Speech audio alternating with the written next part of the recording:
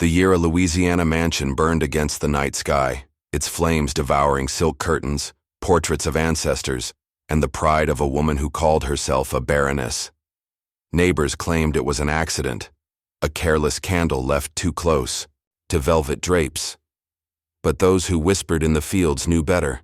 They said the fire was no accident at all. It was justice, carried out by the very man she had chained to her household, forced not only to serve, but to wear a title no man should bear against his will, stepfather to her children. His name was Elijah. He was not born to wealth, nor to freedom, but to the suffocating heat of the cane fields where sweat salted the soil and blood sealed the profits of others. For years, his life had been dictated by overseers' whips and the Baroness's whims, until the night came when silence turned into defiance, and defiance turned into fire. This is not just a story of one man. It is the story of how a world, built on human bondage, created its own ruin, one burning house at a time. His name was Elijah, though the woman who claimed to own him never once used it. She called him boy well into his 30s, even as her own sons called him papa behind closed doors, confused and clinging to the lie she fed them. This story is his, but it belongs, too, to the hundreds who worked the sugar fields of Ascension Parish, Louisiana, in the 1840s. It belongs to those who slept on dirt floors beside barrels of molasses they'd never taste. It belongs to the ones who sang at dusk with split lips and calloused hands, and to those who never made it off the ships that brought them here. Elijah's life, like so many others, was erased from ledgers, his name never carved in stone. But what happened in the summer of 1842, what he did in that house, echoed through the region like thunder wrapped in smoke. It was more than a fire. It was reckoning. If this story reaches you, carry it forward. Speak his name aloud, because silence is how they disappear, and remembering, that's how we keep them alive. Before the mansion burned, before the name Elijah passed through hushed mouths like a ghost, his life was defined by routine that wore down the body and bent the spirit. He awoke every morning before the sun, roused not by alarm, but by the sound of iron bells clanging from the quarters. The air was thick even at dawn, heavy with the scent of fermenting cane stalks and distant smoke from the boiling house. He lived in a wooden shack at the edge of the fields, its walls warped by humidity and time. It leaned slightly to one side. Like it, too, had grown tired of standing. Inside, a single straw-stuffed mattress was shared by him and two younger boys, Jacob and Samuel. Not his blood, but his burden.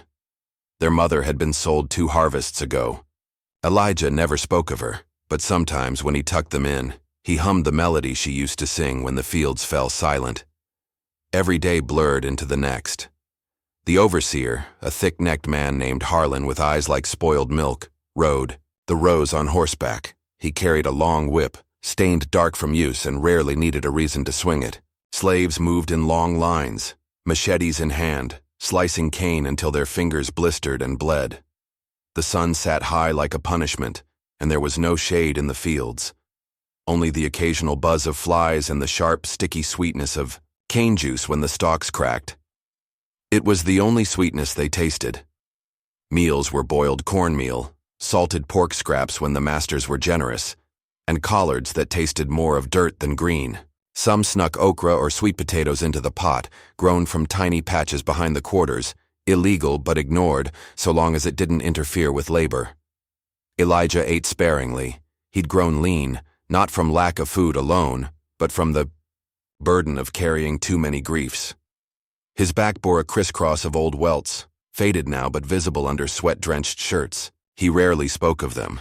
Sunday was the only day when the whip slept. That morning, they gathered beneath a giant oak tree near the bend in the river. It wasn't church, not in the way the mistress attended with her hat and hymnal, but it was worship all the same. One elder, a man called Moses despite never parting any sea, read from a tattered Bible missing half its pages.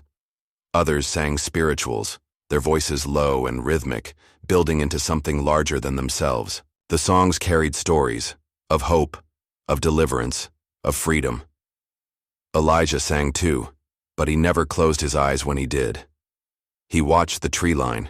He had once tried to escape, years before the fire, made it 2 miles before dogs caught his scent. They brought him back with his arms lashed, and Harlan made a ceremony of the punishment, calling out each lash so the children would count. 39 stripes, back and chest. He couldn't lie on his stomach for weeks. But he had looked Harlan in the eye the whole time, and afterward, the overseer stopped calling him boy. He started calling him it. The Baroness was no less cruel, only quieter in her discipline. She had been born in Charleston, raised in Silk, sent to Louisiana as part of a marriage agreement that was more transaction than union. When her husband died of fever, she inherited the estate and its people. She ruled it with the cold, distant elegance of someone who believed her station ordained by God. Her punishments came in the form of silence, of separations, of withheld rations or nighttime summonses no one dared speak of. She took a peculiar interest in Elijah, not because he was stronger or smarter, though he was both, but because he reminded her perhaps of something she wanted to own in full.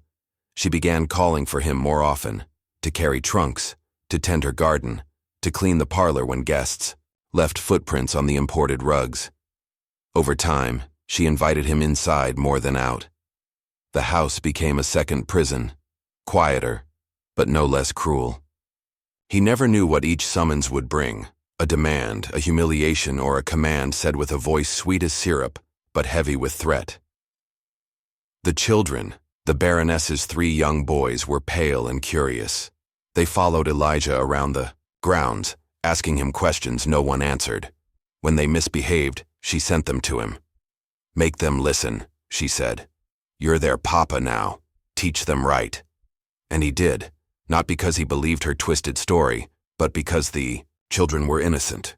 They loved him, clung to his legs when storms rolled in, cried when he was sent back to the quarters at night.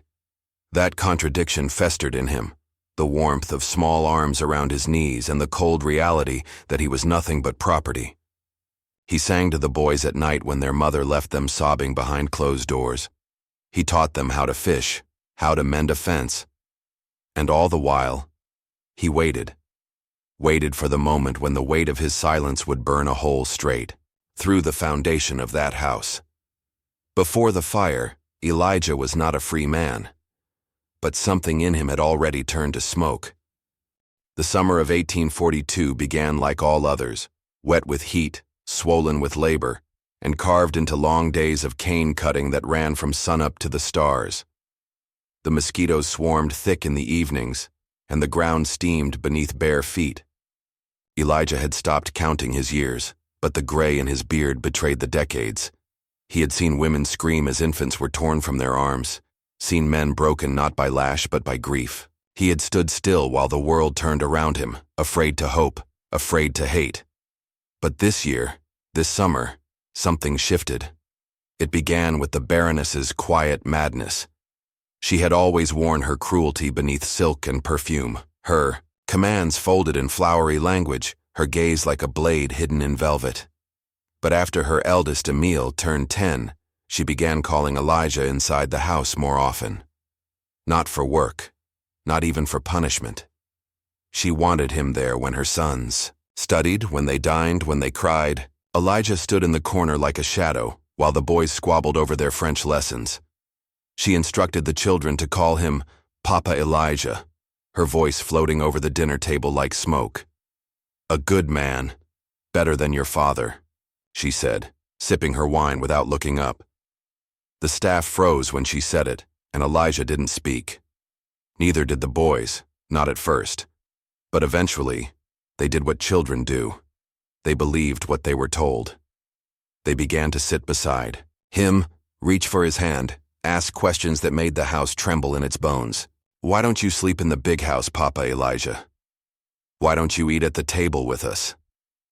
One night, one of the younger boys called him Daddy. Elijah didn't respond. He just stared into the fire, jaw clenched so tight it ached. For days. The whispers began in the quarters soon after. "She done lost her mind," old Clara muttered over a pot of grits. "Turning him into husband and houseman. What kind of curse is that?" No one laughed. It wasn't funny. It was dangerous. For Elijah, for everyone. A man with too much favor could fall faster than a man with none. Then came the night the Baroness summoned him not to serve, but to stay.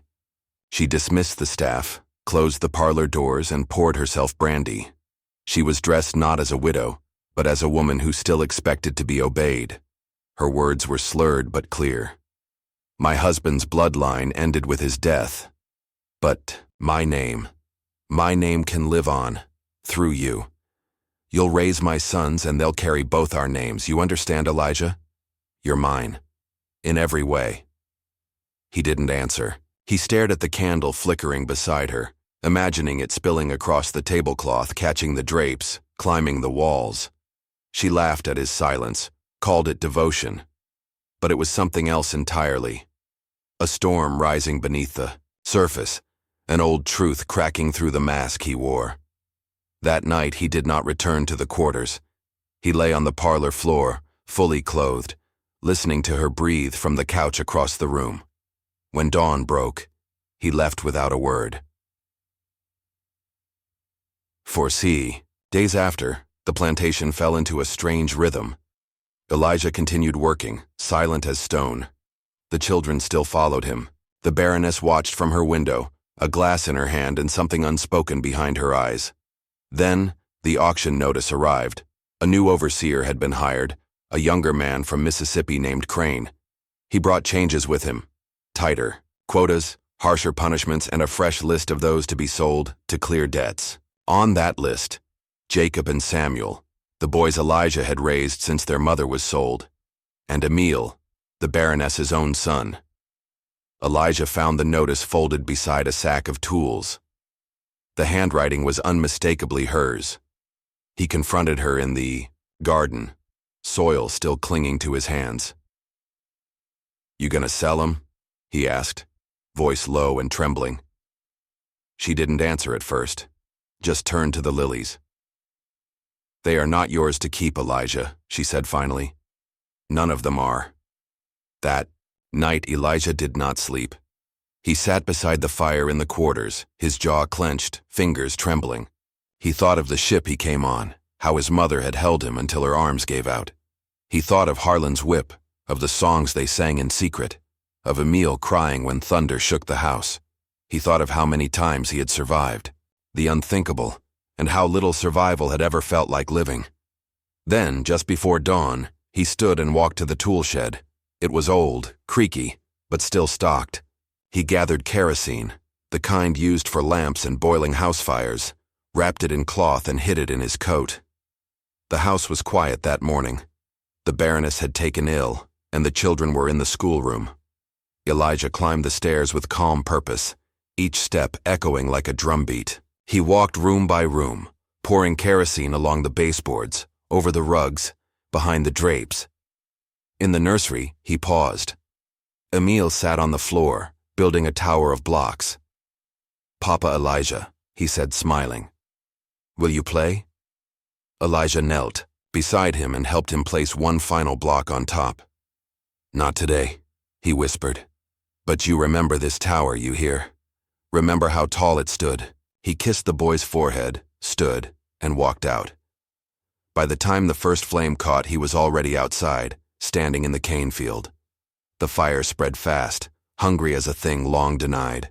Flames raced up the walls, burst from windows. Screams rang out. Servants, children, the Baroness herself shouting orders no one heard.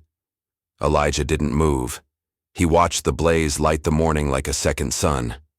Others gathered around him, some running toward the house with water, others frozen in place. No one stopped him. No one spoke his name. Later, the Baroness would be found alive but broken, her arm burned, her mind unraveled. The children survived, dragged from the smoke by workers who risked their own lives. But the house, the legacy, the illusion of control, it all burned. Elijah disappeared that night. Some said he escaped north, others believed he drowned in the river trying. A few whispered he walked straight into the woods where no man ever found him. The Baroness never spoke his name again. But the story lived on. In the fields, in the quarters, in the hush of old voices who remembered. And in the silence that followed, the mansion stood no more. Only ash and memory, and the truth of what happens when a man, long buried beneath obedience, finally breathes fire. The flames had long since turned the sky orange when the Baroness stumbled into the courtyard, her nightgown torn and blackened, one arm hanging limp at her side. The curls that had once been pinned tight to her scalp now hung wild and scorched, framing a face that looked both furious and hollow. The mansion crackled behind her, coughing up beams of smoke and molten glass. Servants screamed her name, others rushed buckets from the well, but the fire paid them no mind. It had found purpose. It had no mercy to give. Elijah was already gone by then, vanished into the thicket behind the cane rows. No one had seen him leave. No one stopped him. They couldn't. Some wouldn't. And though his footprints faded by, mourning, the echo of what he did, the truth of it, settled over the estate like smoke in the lungs. But the true turning point hadn't been the fire itself. It had come just hours before, in the stillness of the nursery, when Elijah stood with the auction notice trembling in his hands. Emile had fallen asleep in the corner, curled around a threadbare stuffed rabbit. The candles flickered low. The house, unaware of its fate, slept. Elijah stared at the paper, his vision blurred. Jacob and Samuel, set for New Orleans auction block. Emile to be sent to a cousin in Charleston. 3 children torn from the only world they'd known, sold like sacks of cotton. No farewell, no explanation. And then, in the corner of the document, he saw it. The seal of the estate, the Baroness's signature in delicate ink. Elegant, deliberate. She had chosen this, not out of desperation, out of control. It was power, flexed like a claw. He staggered out into the yard and dropped to his knees in the grass. The stars above looked down with indifferent eyes.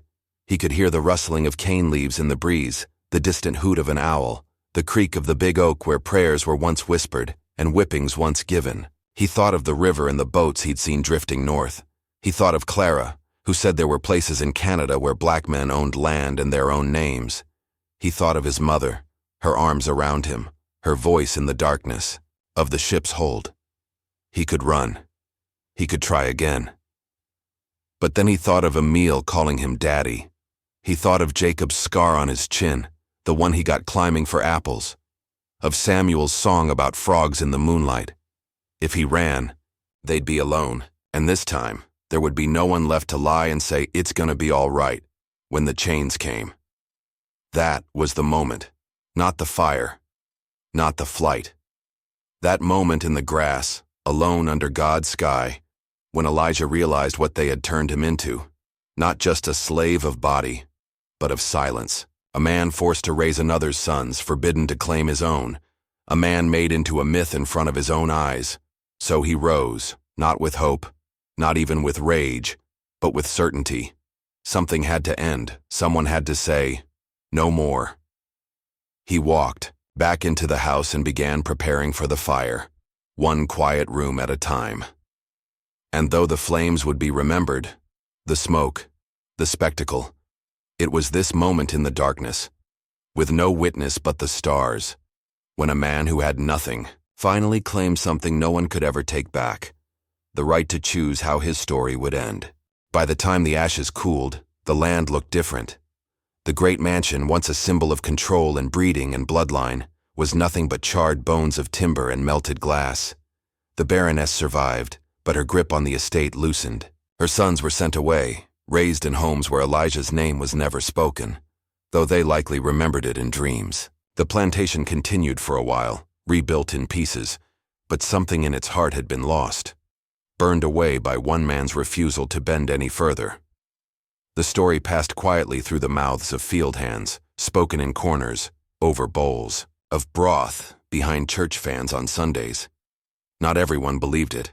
Some said Elijah had died in the fire. Others insisted they saw him years later in Baton Rouge, working as a blacksmith, wearing a wide-brimmed hat and humming to himself beneath his breath. A few claimed he made it to freedom, that he helped guide others north with maps carved into wood, and whispers passed between wagons. But the truth didn't live in his footsteps. It lived in the silence that came afterward.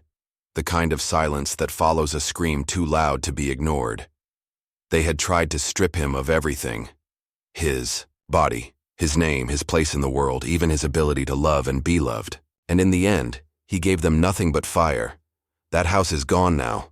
The fields have changed. But the soil remembers. The trees remember.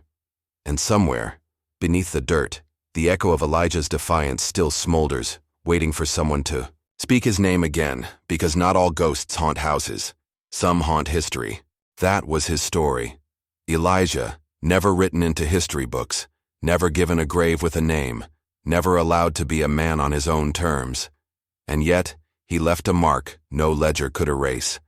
In a world built to silence him, he spoke through fire. He stood when standing meant risking everything, not for revenge but for truth, for dignity, for the children who called him father in a house that refused to let him be a man. There are thousands like him, buried beneath cotton fields and sugar rows, their lives untold, their defiance unrecorded. But they lived, they resisted, and some, like Elijah, lit a match in the dark. If this story reached you, share your reflection. Say his name. Pass it forward, so the world remembers what the soil tried to bury.